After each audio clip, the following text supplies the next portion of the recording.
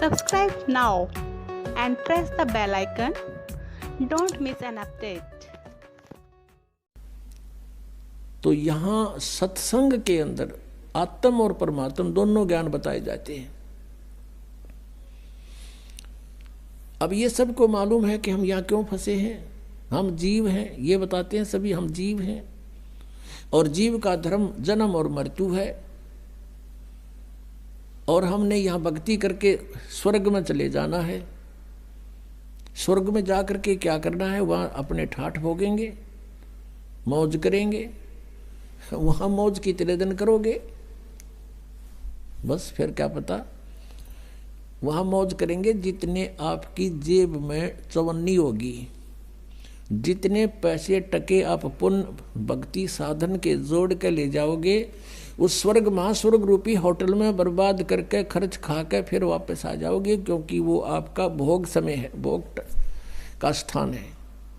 कर्म बनेंगे यहीं पृथ्वी पर आकर।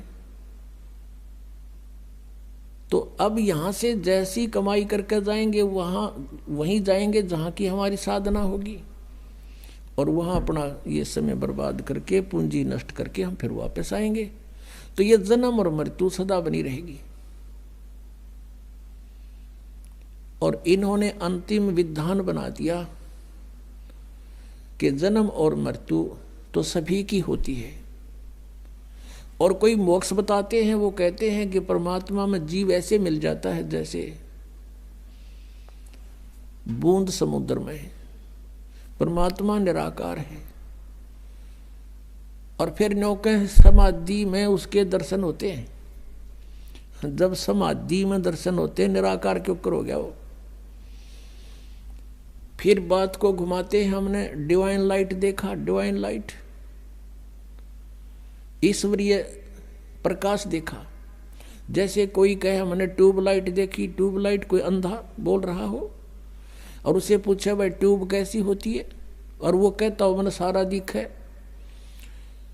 उसने कोई नो पूछा कि ट्यूब कैसी है जिसकी लाइट देखी, और वो अंधा नो कहे ना ट्यूब तो निराकार है, तो होती नहीं। ट्यूब बिना लाइट किसी, ईश्वर बिना प्रकाश किसा। तो ये हमारा भ्रमित ज्ञान था। उस पूर्ण परमात्मा ने 600 वर्ष पहले बताया था। क्या बताया था? धर्मदास ये जग बोराना, कोई न जाने पद निर्वाणा। जैसे आपने सुबह के सत्संग में ऋग्वेद मंडल नंबर 9 सूक्त नंबर 86 मंत्र 26 और 27 में, ऋग्वेद मंडल नंबर 9 सूक्त 82 के मंत्र 1, 2, 3 में आपने आंखों देखा कि परमात्मा की महिमा में लिखा है कि वो परमेश्वर ऊपर तीसरे मुक्ति धाम में रहता है। वो ध्रुवलोक के तीसरे स्थान पर विराजमान है, पृष्ठ पर। वहां से गति करके अत्यधिक तेज गति से चलने वाले पदार्थ की तरह, बिजली की तरह, आकाशीय बिजली की तरह गति करके आता है और अच्छी आत्माओं को प्राप्त होता है, अच्छी आत्माओं को मिलता है, श्रेष्ठ आत्माओं को मिलता है। तो वो ऐसी लीला कौन से भगवान ने कर रखी है? केवल कबीर परमेश्वर ने। और जिनको हम भगवान मानते थे, उनकी किसी लीला में वेदानुसार उनकी महिमा नहीं है। केवल कबीर जी की महिमा वेदानुसार है।